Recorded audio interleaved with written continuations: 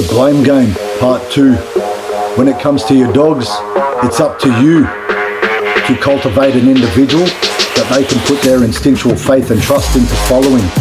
It's up to you to provide a quality of life that feeds back into clarity and stability. It's up to you to provide healthy mental and physical outlets and stimulus. Is it not? Why would you put those responsibilities back onto your dog? Stop playing that blame game and pointing the finger back at your dogs, because you know what? The accountability falls back onto you. Have a listen to the yarn as I break this down for you.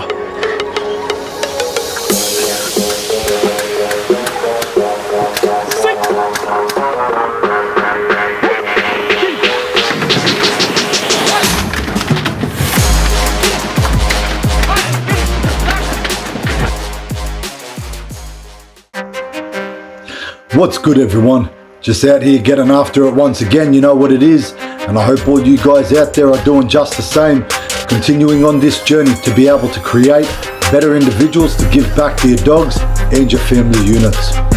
Now, this is part 2 of the blame game. I thought I'd make this video for you so that you can understand why we should not, nor should we ever, play this and point the finger, blaming our dogs. Think about this. Ask yourself these questions.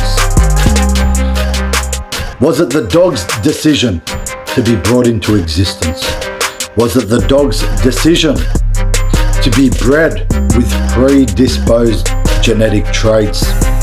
Instincts that run deep, that compel it to behave in a certain manner. Herd sheep, fight, guard, protect, all the rest of it. Think about it. Was it the dog's decision to amplify these instincts? Was it the dog's decision to pick you out to lead them? Was it the dog's decision to come to be brought back into your home? Was it the dog's decision to exist within this man-made society that we have created? Think about it and be honest when you answer those questions. And if you can be honest with those questions, well, then you should understand why it's so important that you point the finger back at yourself with what it is that you experience with your dogs, whether that be for good or bad. Because you know what? It's up to you to cultivate the individual that your dog needs you to be. It's up to you to cultivate an individual that is competent within your leadership so that they can put their instinctual faith and trust into following. It is up to you to train them, not for them to train you. It is up to you to provide a quality of life for them to live a fulfilling existence, adequate mental and physical stimulus, to share adequate and appropriate rules, boundaries, limitations through your guidance and direction. Put 2 and 2 together. Why would you point the finger and put this back onto your dog?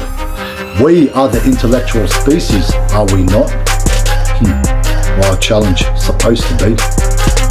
But then there are so many people that want to blame the dog for their neurotic behaviors, that want to blame their dog for this issue and that issue, even though they are the ones that are dropping the ball in all these areas. Are they not? The dog's got excessive amounts of energy. The dog's in a neurotic state of mind. The dog gets bored. And then yet people want to blame and point the finger at their animal because of what it is that they're experiencing.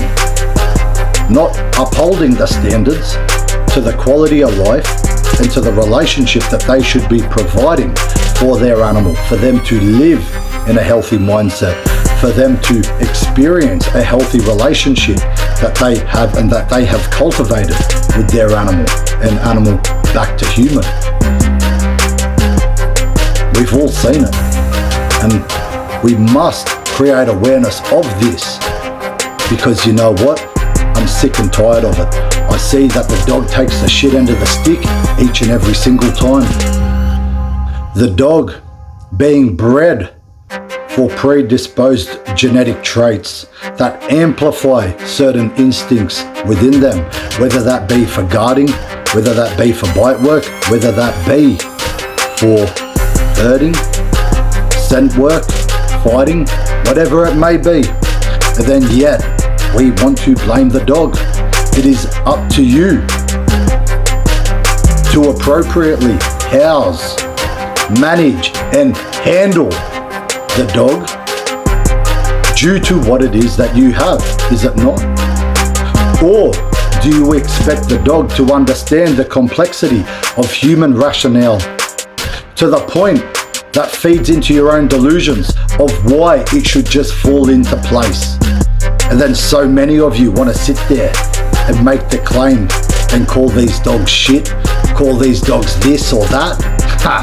Nah, I'll be the one to tell you, you're the one that's fucking shit. You're the one that's being a fucking bitch. You're the one that's not upholding self to the standards that you should be upholding yourself to. Please elaborate and substantiate your points of why and how it's just blatantly the dog's fault, huh? You wouldn't be able to do so. It's you that's dropping the ball. It's you that should be holding yourself accountable to the responsibilities that you made by keeping the animal, is it not?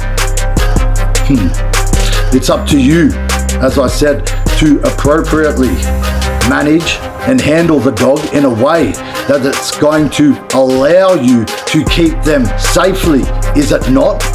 If you have a dog aggressive dog, why are you going to allow them to mingle with other dogs just willy-nilly, just because? It's up to you to train them to learn how to correct unwanted behavior, how to redirect it into something appropriate so that they could at least tolerate other dogs within their vicinity, at least within your guidance and direction, within your leadership. Put two and two together, but then yet so many of you just want to blame the dog. Accountability should come back onto the human each and every single time. And this is not just for dog aggression, this could be for any type of reactive situation. It's up to you to lead the dog, it's up to you to train them, not for the dog to just fall into place due to you not wanting to hold yourself responsible to your own inadequacies, to do something about what it is that you should be doing. Put two and two together. It's not hard to understand. Stop pointing the finger at your animals. Stop pointing the finger at this and that, at this shit, that shit, and all the rest of it. Point the finger back at self. If you have a fearful, insecure dog, learn to build confidence. Learn to lead through competence. Learn to open up their thresholds and to desensitize to the situations that they need to be desensitized and socialized to. The accountability has to come back onto the person. Once again, it is up to you to provide the quality of life that they experience in a healthy manner. It's not up to them to simply exist as a glorified house ornament. Allow that one to sink in. Allow that one to plant the seeds that it needs to plant. It's not up to the animal to understand the complexities of human rationale, of why we want to empower and why we want to continue to fuel our delusions, our excuses, our inadequacies, and therefore the rest of our mental health issues. It's up to you to do something about this within these areas. Our dogs are all social and hierarchical creatures, are they not? Do you think it is up to them to create and cultivate this lifestyle for themselves? No, that comes back onto the handler once again.